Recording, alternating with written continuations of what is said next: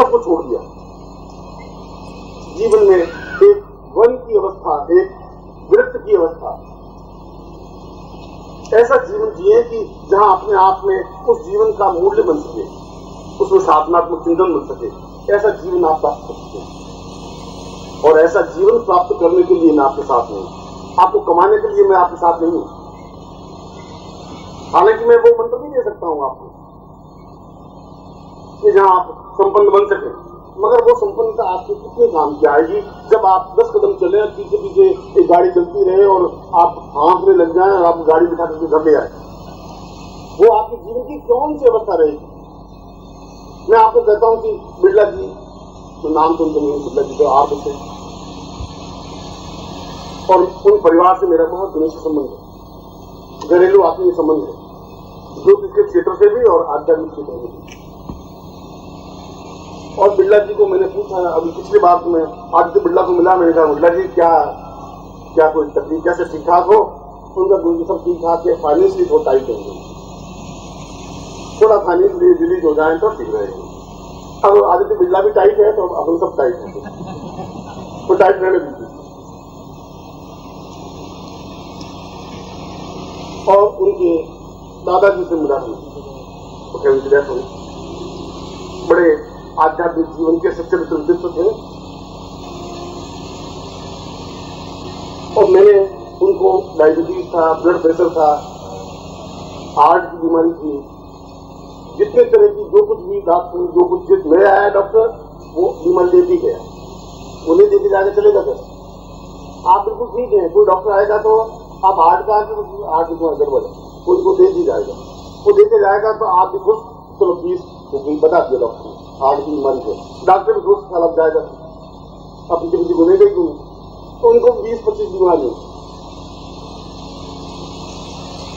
रोज एक घंटे बाद गोले लेते रहे, चलते रहे। जब मेरा उनसे मिलना हुआ तो ये बड़ी श्रद्धा भारतीय संस्कृति में भी और रखी, उन्होंने सैकड़ों मंदिर बनवाए जहां एक हिंदुस्तान धर्म प्राण जनता जाती है और एक आध्यात्मिक चिंता बनती है। मैंने पूछा आपकी इच्छा क्या रह गई है? आपने एक छोटी सी पिलानी सी जगह से निकल करके और इतना बड़ा साम्राज्य खड़ा किया, देश में आपका नाम है, आपने आध्यात्मिक जीवन में भी नाम कमाया है, मंदिर बनाए,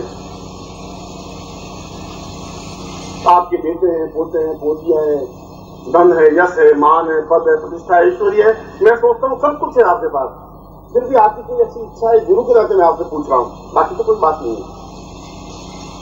उनका गुरु जी मेरी एक इच्छा है और मैं सोचता हूँ कि मेरी जिंदगी में ऐसी इच्छा पूरी होगी नहीं। मुझे ऐसी कोई बात नहीं, आपके तो पास फाइनेंस है, पैसा है, आप फेंकेंगे तो हो जाएगा, ऐसी तो कोई बात नहीं है। उनको गुरु जी डॉक्टर ने घी खाने से मुझे मना किया, बटर मैं नहीं खा सकता, घी नहीं खा सकता, शक्कर मैं नहीं खा सकता, क्यों? डायबिटीज को मरीज हूँ मैं, 1.5 रोटी से ज्यादा खा नहीं सकता, गुरु जी मना किया हुआ। और मैं गुजरात के अच्छे अच्छे नमकीन बने हुए वो भी नहीं खा सकता, और डॉक्टर ने बिल्कुल मना करके गैस बन जाती है। मेरी एक ही इच्छा है गुरु जी, मैं मूंग की दाल में 4 रोटियां चूरूं और खाऊं और मेरा कुछ बिगड़े नहीं गुरु जी, ऐसी इच्छा है मेरी को।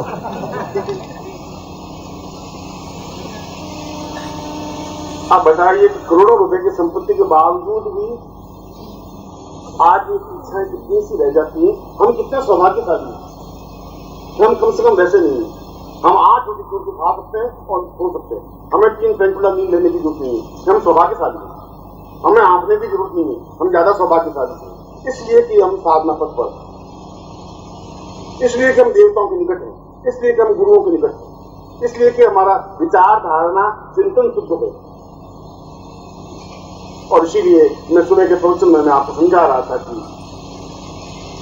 मैं उस रास्ते पर आपको ले जा सकता हूं जो रास्ता अमृत्यु की ओर जाता है, जो देवताओं की ओर जाता है। यदि आप कहें कि देवता देखने हैं, मैं आपको देवताओं को दिखा भी सकता हूं, कोई बहुत बड़ी असंभव घटना नहीं है। यदि आप में श्रद्धा हो, आपके हृदय के दरवाजे खुले हो, आपकी आंखों को देखने की ताकत नहीं है, मैं दिखाऊंगा भी आप नहीं देख पाएंगे, और देख भी लें। और आज कई अर्थों में इस समय एट प्रेजेंट इस मोमेंट प्रश्न आ भी जाए मोर बंसी डाली हुई है, आपने बंसी डाली हुई, मोर मुकुट डाला हुआ, यहाँ खड़े हो जाए तो आपने बहु रुपया बहुत अच्छा है, क्या साला क्या रूप बनाया। वो कहे मैं कृष्ण हूँ, मैं कृष्ण हूँ। आप कृष्ण हैं ऐसे तो सैकड़ों लोग कृष्ण घूमते हैं। अरे मेरे को विश्वास करो, मैं कृष्ण हूँ, वही बात ले दो। हम भी ऐसे मूर्ख नहीं है, गए भी तो नहीं है सारे, ऐसे तो हम 25 रुपए में कृष्ण बना सकते हैं। वो कितना ही कन्विंस करे, आप कन्विंस होने ही नहीं है, नहीं होंगे आप। वो ठेका है कन्विंस हो, वो मरता मर जाएगा, आप कन्विंस नहीं हो। वो कहेगा मैं गीता वापस सुना सकता हूँ, तो उसे क्या होता है? गीता तो हमारे बम्बई में बैठे हुए दूसरे लोग भी साधु संत सुना सकते हैं। गीता सुनने में कौन सी बहुत बड़ी बात, तुमने ऐसा कौन सी मान कार्य कर।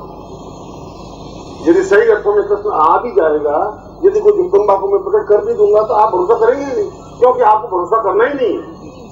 आप अपने ऊपर विश्वास नहीं, तो उनके ऊपर विश्वास होगा भी कैसे?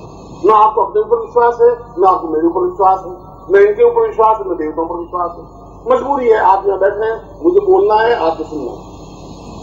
मैं अपनी जगह चला जाऊंगा, आप मुझे सो जाएंगे, कब समय फिर मजबूरी है, आना ही पड़ेगा, क्या करें।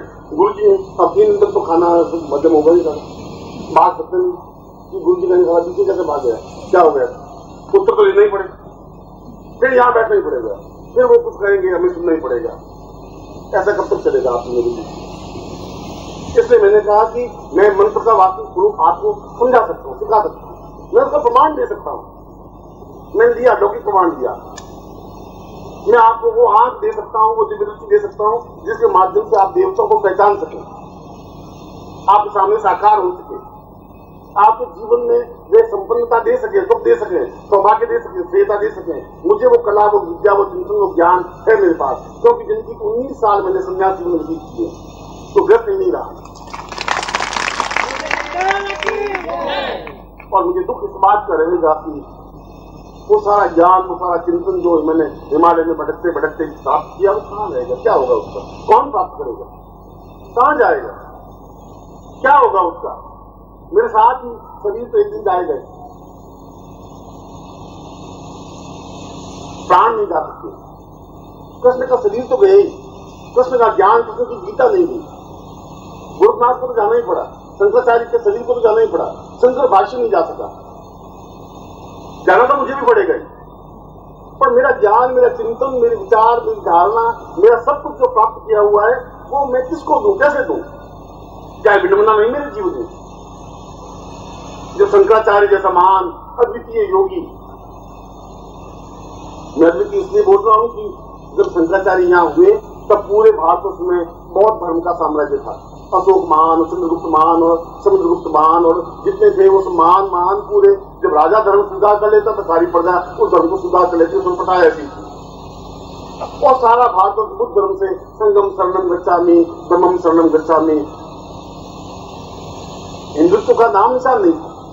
न पुराण थे, न वेद थे, न उपनिषद थे ही नहीं, सब खत्म हो गए थे।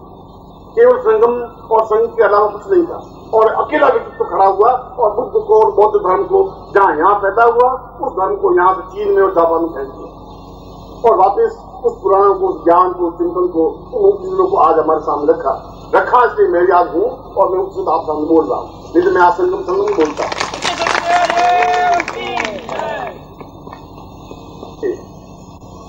मृत्यु को प्राप्त हुए 32 साल की उम्र में, तब उनकी आंख में से आंसू टपका।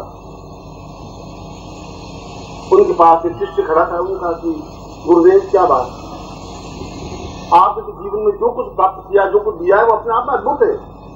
एक हिंदुत्व दिया है, एक चेतना दी है, एक साधना दी है। मंत्र मर नहीं सकते क्योंकि आप पैदा हुए, तंत्र समाप्त नहीं हो सकता क्योंकि आपने उन तंत्रों को जिंदा रखा है शंकर भाष्य के माध्यम से।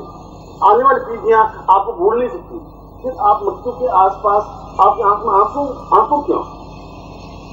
शंकराचार्य ने कहा कि मुझे दुख इस बात का है कि जितना जो कुछ मेरे पास है वह मैं शिष्यों को दे सकता था, और मैं चाहता था केवल 12 शिष्य मुझे मिल जाए इस पूरे भारतवर्ष में से। तो मैं अपना ज्योतिष, अपना वेद, अपना पुराण, अपना उपनिषद, अपना तंत्र, अपना मंत्र, अपना योग, अपना दर्शन, अपनी मीमांसा दे सकूं, उतार सकूं, उनको एक एक प्राणमान से इतना विशुद्ध बना सकूं। और मेरा दुर्भाग्य है कि मुझे 12 शिष्य नहीं मिल पाए। और इस वेदना से ये आंखों में आंसू टपकते। पूरे भारतवर्ष में से 12 शिष्य शंकराचार्य को नहीं मिल पाए। आज उनमें फॉलोअर्स मिल पाए, करोड़ों फॉलोअर्स हैं, उनके पीछे पीछे चले। अनुयायी होना अलग बात है, शिष्य होना अलग बात है। शिष्य की पात्रता यह है कि वह गुरु के रंग में रंग जाए, सब कुछ प्राप्त करे, चैलेंज उठाए। या तो आप चैलेंज उठाएं, या तो आप 6 महीने मुझे दें, और अगर 6 महीने में आपको सशक्त प्राणवान नहीं बना सकूं तो फिर इसी मंच पर आप खड़े होकर के मुझे गालियां दे सकते हैं, मैं सुन लूंगा बात में। मगर मुझे 6 महीने तो मिलने चाहिए आपके। 6 महीने तो जो था मैं कहूं वैसा आपको करना चाहिए। एक एमए की पढ़ाई करने के लिए आप 16 साल व्यतीत कर लेते हैं, 20,000 रुपए खर्च कर लेते हैं अपने बेटे को पढ़ाने के लिए। एक LLB पढ़ने के लिए आप कम से कम 3 साल पूरे बर्बाद कर लेते हैं और एक LLB का टुकड़ा अपने साथ लगा देते हैं, और मुझे आप 6 महीने नहीं दे सकते। जब आप मुझे, आपके मेरे बीच में कम्युनिकेशन नहीं बनेगा, संबंध नहीं बनेगा, संबंध आपके ज्ञान की चेतना नहीं बनेगी, श्रद्धा नहीं बनेगी, तो वही आंख का आंसू फिर मेरे एक बार आंखों टपक जाते, फिर वही इतिहास क्षण वापस दोहराएगा कि क्या होगा। क्या एक भी शिष्य मुझे ऐसा नहीं मिलेंगे जिनको मैं चेतनावान बना सकूं, प्राणवान बना सकूं, तंत्र में बना सकूं, योग में बना सकूं, आने वाली पीढ़ियां जिनको याद रख सके। मगर शंकराचार्य को समाप्ति के अवसर पर आंख में आंसू थे, मुझे विश्वास है।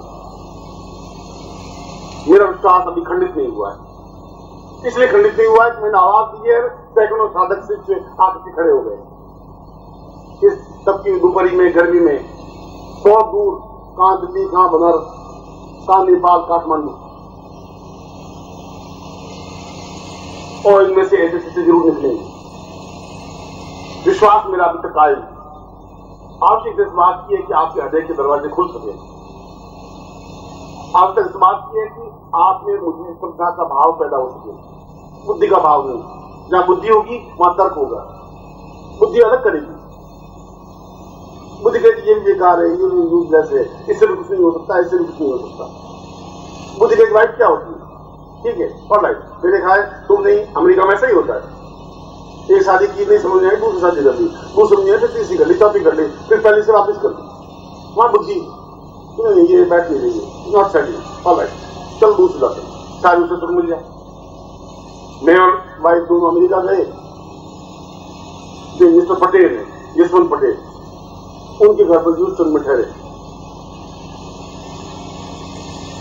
तो पटेल ने कहा कि गुरुजी आज आप, एक शादी है यहाँ, शादी में चलिए। मेरी सेक्रेटरी है, मेरी स्टेनर, आज इसकी शादी होगी, तो आप यहाँ की शादी भी देख लें। हम भी शाम को धोती कुर्ता पहने, मैं धोती कुर्ता पहनता हूँ, वहां पर पहना, माता की वाइफ मेरे साथ में थी, हम गए तो पटेल ने परिचय करवाया उस बेटी से जिसकी शादी हो रही थी, 19 साल की वो स्टेनर थी, miss स्टीला,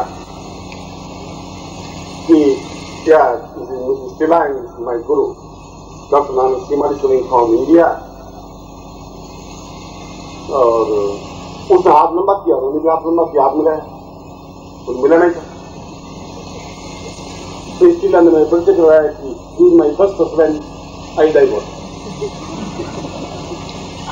this is my second husband, I divorce, and now this is my third husband. मेरा आपकी एज ओनली 19 ईयर्स। फिर मुझे पूछा कि वो इसकी, वो कौन थी? मेरा सी में वाइफ,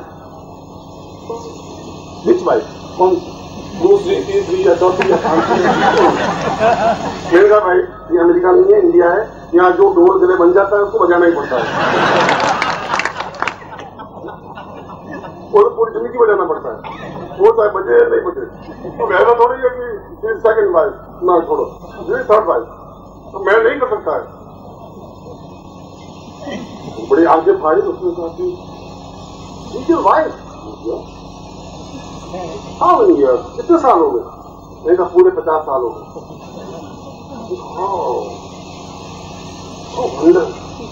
50 साल से एक ही औरत के साथ चल रहे।